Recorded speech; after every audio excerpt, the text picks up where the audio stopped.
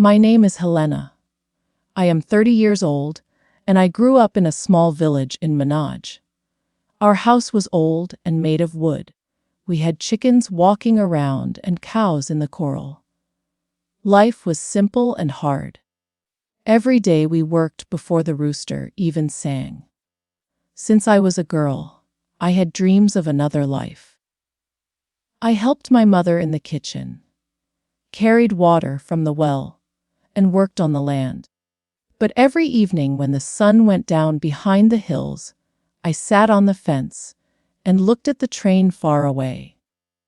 To me, that train was a door to a new life. One day, my little brother asked, "Why do you look at the train so much?"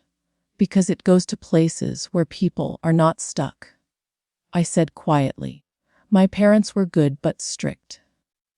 My father, with sunburned skin and a strong voice, believed the world outside was dangerous.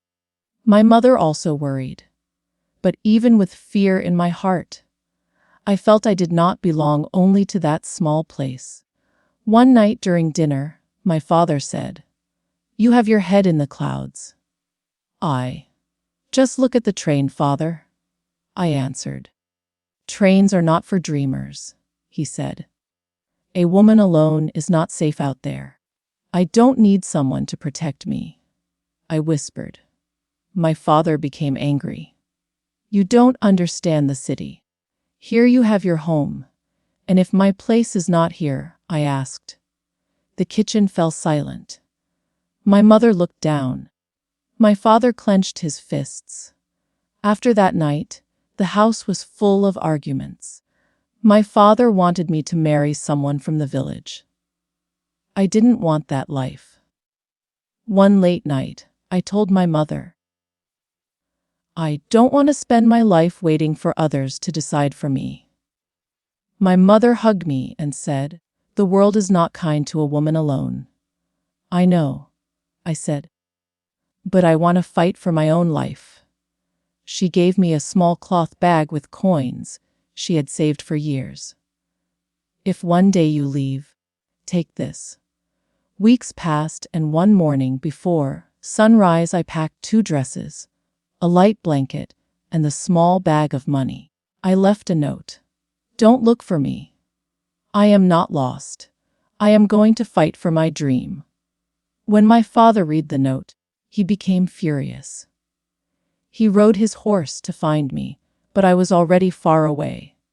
In the middle of the road, he stopped, cried with anger and pain, and returned home. I walked along the dusty path until I heard the train whistle.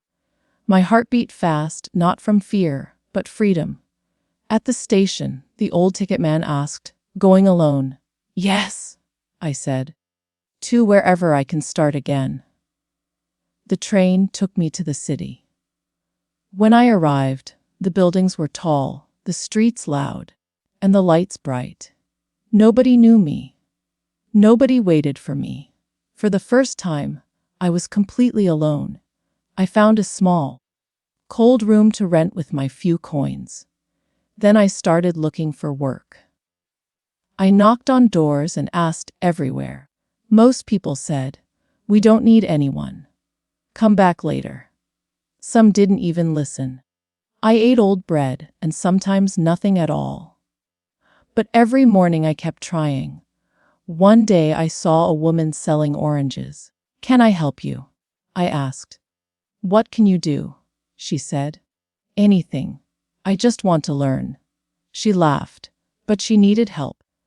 She taught me how to arrange oranges, call customers, and avoid people who tried to cheat us.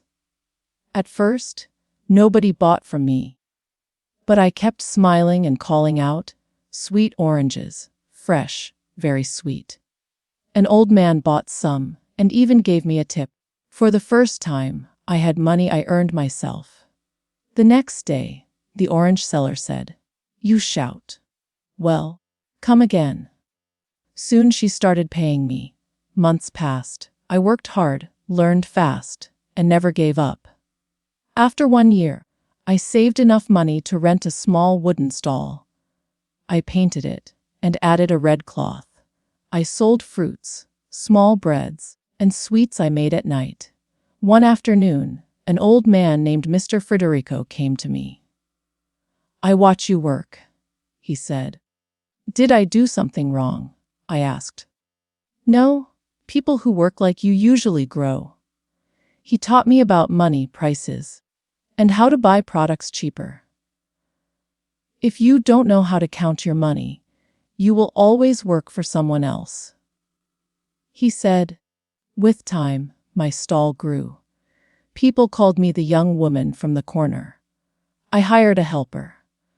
I learned to be quick, honest, and kind with customers. After years of hard work, I rented a bigger place. It became a small shop, my shop.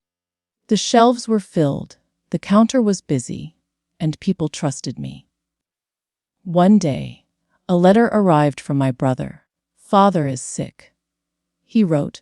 "Mother misses you every afternoon. Please come if you can." I closed my shop for a few days and took the train home. The path looked the same, but I was different now, strong, confident, and sure of my life. My mother ran to me first and hugged me tightly. "Is it really you?" she cried. "Yes, mother. I'm home." My father came slowly. He was thinner, weaker, afraid of what I might say. I looked at him and smiled softly. "I came to greet you, father." His voice shook. "Forgive me, daughter. I was afraid not of you, of the world." "I am fine, father," I said. "I learned to fight. I stayed honest. I stayed safe."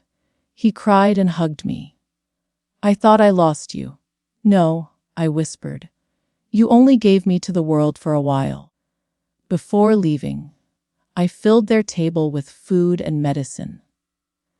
"Thank you for the hard work you taught me," I said. "Thank you for waiting." I returned to the city, opened my shop, counted my money, and gave orders. My life wasn't a miracle. It was work, honesty, and courage. If a dream calls you, go with respect. And when you return, come back with gratitude. What matters is not staying or leaving. What matters is walking with dignity and remembering where you came from.